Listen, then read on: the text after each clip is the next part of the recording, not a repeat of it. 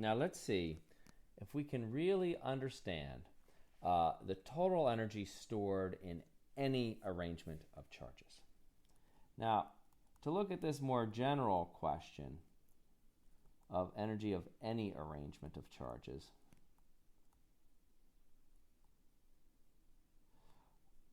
charges, what I would like to do is begin by considering a specific but somewhat general example. Suppose I'm going to have, a set of charges in here, Q1, Q2, Q3, Q4, and Q5. And Q5. So I've got that arrangement of charges. And the question that I'm asking now is, what is the total potential energy stored in here? Not the electric potential, but the actual total mechanical potential energy stored to drag these charges to bring them all near each other like this. In other words, how much work is going to be required for us to assemble this particular arrangement of charges that I've just drawn on the diagram now, coming to us from our reference situation. Now, the standard reference, as I've mentioned to you before, for any collection of charges is to imagine that the charges have all been dispersed and distributed at infinity.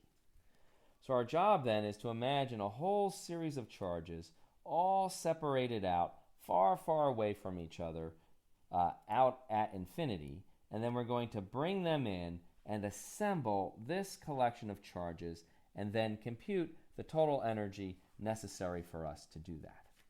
So to carry out such a program, we have to think actually about how such a situation would actually be made.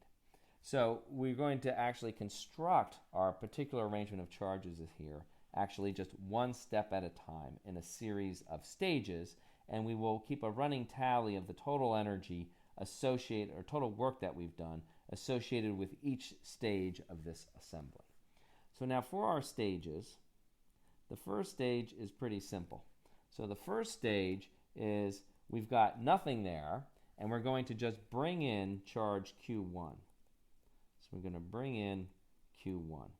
If we want a diagram, what I want you to imagine is that, right now there's nothing.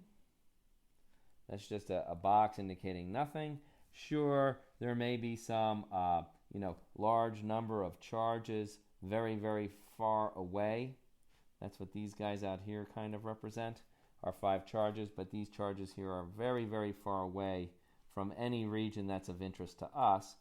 And our first job then is to take this first charge, let's say this was the one that was Q1, and we're going to bring it then into his final location. Now, when you think about the work needed for us to do that, you'll notice that as I'm moving this Q1, since everybody is infinitely far away from everyone else, no one is feeling any kind of a force. It doesn't cost me any energy. I don't have to exert any force to bring in Q1. So in that stage, the work done by us is actually equal to 0. It's the next stage now where things are going to become a little more energetic, so to speak. They're going to require a little more work on our part. In stage 2, I'm now going to bring in the second charge Q2, but now he's going to feel, as I'm doing this, he's going to be feeling the force from Q1. So in this picture, I've got like my, region of space that's of interest to me. Q1 is already sitting there, and now I'm bringing Q2 into position, say over to here. So I'm bringing Q2 now. As I bring in Q2, then the work that I'm doing, right, or the work we have to do to accomplish this, the work that we do is given by the potential energy that Q2 feels due to the forces from Q1, right? Because that's the only charge that Q2 feels as I bring him in now near to Q1. So the work done by that, as you know, is going to equal the charge that I'm bringing in, Q2, times the voltage associated with bringing charge Q2 into location R2, his final vector position, from our infinite reference point. And that potential we actually have a formula for, right? This is Q2 is the charge I'm multiplying by, but I'm looking at here now the potential that is coming from charge 1. That's the voltage that 1 provided, right? That was already the voltage that was here as I brought 2 in from infinity. So the potential due to 1 as I bring in Q2 to location R2, that potential is Coulomb's constant times Q1, because Q1 is the source of this voltage, divided by then the distance, the distance from where Q2 ends up to Q1. This distance here would be R12. So if this is my final location at Q1, this is my final location at Q2, this distance here, this is my R12. Okay, that was stage 2. Now I think you can kind of start to see the pattern of what's going to happen. In stage 3, what's going to happen is I will have my region here. There's going to be Q1 sitting here. There's going to be Q2 sitting at his final location. And now I'm going to be bringing in the third charge, Q3, to his final resting place. And when I bring in Q3, the work that we have to do now is Q3 times the electric potential, V, right? That is provided by the charges that Q3 feels as he comes in from infinity. And he's only feeling Q1 and Q2 as he comes in, because none of the other charges have been placed there yet. So this is the electric potentials coming from 1 and 2 at location R3. And we have a formula for that, right? That's Q3. Now there are two terms that contribute to this potential. There is Coulomb's constant times Q1 divided by now the distance from Q1 to Q3, because we're looking at the potential that Q3 is feeling at his final location. So that distance is from 1 to 3 is R13.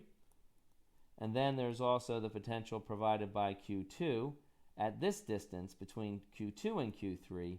So that's Coulomb's constant times Q2 as the source of that interaction, divided by the corresponding distance, R23. And now I think you can skip ahead almost and see what's going to happen now mathematically when I bring in Q4. I'm not going to write through all the details, but I think you can see pretty quickly that the work that we will have to do then is going to be Q4, just like we had in the previous case, times then a series of potentials coming from all of the other charges that are already there, which will be Q1, Q2, and Q3 when I'm bringing in the Q4. And so it'll be Coulomb's constant times Q1 divided by the distance from that charge that was already there, number 1, to the charge I'm bringing in, number 4. And then Coulomb's constant times Q2 over the distance between that charge Q2 and Q4. And finally, Coulomb's constant times Q3 divided by the corresponding distance, R3, 4. All right. Now, by this point, we can begin to see the pattern of what the energies are that we are actually building up. Now, I'm not going to continue on and write out what's going to happen for Q5, but what I would like to do is to try to provide a general formula, a pattern that we can use to understand what the final result is going to be. So if I think about the final total then of what I'm getting here, the final total energy that was invested, I can draw a little diagram to show you what is going on. So again, I have my charges. Let's just consider 4 of them for the moment, right? Here was charge 1. This represents charge 2, charge 3, and charge 4. When I brought in charge 1, of course, there was no energy involved. When I brought in charge 2, there was an energy, a connection coming between 1 and 2. So this line here actually represents the energy connecting 1 and 2, and that was just Q1 times Coulomb's constant times Q2 divided by R12. Then, when I brought in charge 3, what happened was he felt the influence from 1, and he felt the influence from 2. So there would be this line and this line, where these lines then would represent similar contributing factors. Just like this line had Q1, Q2, and Coulomb's constant, this one would have Coulomb's constant. I'm going to try to organize things a little bit now. Q2 times Q3, right? I've got the two charges that are interacting with each other with Coulomb's constant, and then divided by, it's always divided by the distance between the corresponding two charges, divided by R23. And there's going to be a similar factor, but my diagram will start to get a little messy. If I write it down here explicitly, maybe I can squeeze it in here. This line represents Coulomb's constant times, and we've got charges 1 and 3, so that's Q1, Q3 over R13.